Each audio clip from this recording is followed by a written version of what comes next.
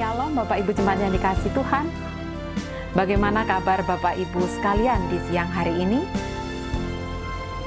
Setengah perjalanan dari pagi sampai siang ini kiranya boleh kita lewati dengan sukacita, dengan kesehatan yang penuh yang Tuhan anugerahkan dalam hidup kita. Suara pastoral hari ini mau mengajak kita untuk merenungkan satu bagian firman Tuhan. Bapak Ibu sekalian masih ingat dengan latar belakang di mana saya mengambil gambar saat ini? Satu tempat ketika kita memasuki lingkungan GKI Bungur, kita akan menemukan satu area yang dikhususkan di sana. Sebelum kita memarkir kendaraan kita akan menjumpai tempat ini. Seju, setia dan jujur. Satu tempat yang difungsikan untuk kantin, dan di dalamnya ada aneka snack dan minuman, dan ada beberapa kursi, meja di sana untuk tempat Bapak Ibu sekalian setelah beribadah boleh melakukan fellowship, bincang-bincang dengan saudara-saudara seiman di Bungur.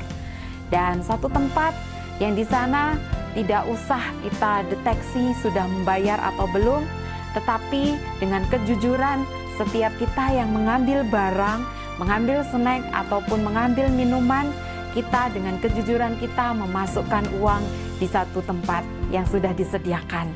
Kantin kejujuran, satu hal yang sangat indah difungsikan oleh gereja kita untuk mengajarkan kita bahwa seorang pengikut Kristus seharusnya juga memiliki satu karakter, yaitu setia dan jujur. Berbicara tentang kejujuran, mari kita melihat satu kebenaran firman Tuhan yang akan menolong kita, hidup kita pengikut Kristus menjadi lebih baik lagi.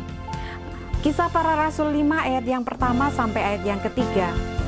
Ada seorang lain yang bernama Ananias, ia beserta istrinya Safira menjual sebidang tanah. Dengan setahu istrinya, ia menahan sebagian dari hasil penjualan itu, dan sebagian lain dibawa dan diletakkannya di depan kaki rasul-rasul. Tetapi Petrus berkata, "Ananias, mengapa hatimu dikuasai iblis sehingga engkau mendustai Roh Kudus dan menahan sebagian dari penjualan tanah itu?" Nah, Bapak Ibu jemaat yang dikasihi Tuhan, kisah ini didahului kisah seorang yang bernama Barnabas. Barnabas ini dalam jemaat mula-mula sama seperti beberapa yang lain memiliki komitmen untuk menjual hasil tanahnya, kemudian menyerahkannya kepada rasul-rasul untuk dipakai untuk melayani jemaat Tuhan di jemaat mula-mula ini. Nah, Ananias Safira melakukan hal yang sama, berkomitmen menjual tanahnya, dan ketika menghasilkan inilah yang membuat perbedaan. Kita tahu dengan jelas sekali perbedaannya adalah bahwa Ananias Safira kedua-duanya kompak, suami dan istri ini kompak untuk menahan sebagian dari hasil penjualan tanahnya. Dalam arti Ananias dan Safira memang kompak, tetapi satu kekompakan yang tidak berkenan di hadapan Allah. Mengapa? Karena seharusnya mereka jujur di hadapan Allah atas komitmen-komitmennya. Ketika mau berkomitmen menyerahkan hasil penjualan tanahnya, maka seharusnya dikatakan itu juga di depan para rasul, dan khususnya di sini adalah Petrus. Tetapi Petrus mengetahui bahwa apa yang diserahkan itu tidak kejujurannya. Dia menahan sebagian, namun dikatakan bahwa itu sudah keseluruhan hasil penjualan. Jemaat sekalian yang dikasihi Tuhan, satu sifat, satu karakter kejujuran ini sangat penting. Karena Allah sangat tidak menyukai satu perbuatan yang tidak jujur di hadapannya. Ketika Ananias dan Safira tidak jujur, maka Allah memberikan konsekuensinya. Bagaimana dalam setiap kehidupan kita, kejujuran itu apakah selalu ada? Kejujuran yang terutama di hadapan Tuhan.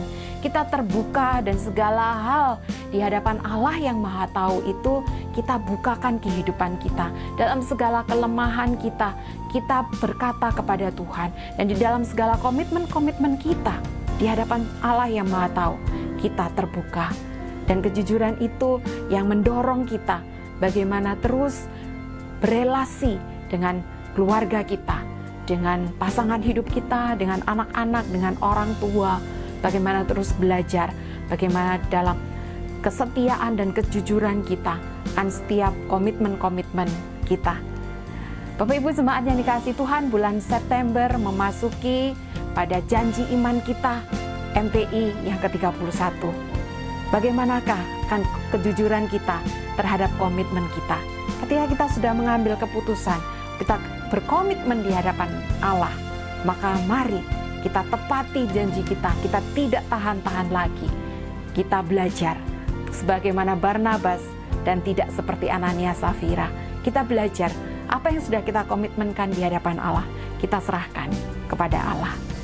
Kantin kejujuran masih ada di GKI Bungur, dan kejujuran juga masih ada dalam diri saya dan diri jemaat sekalian.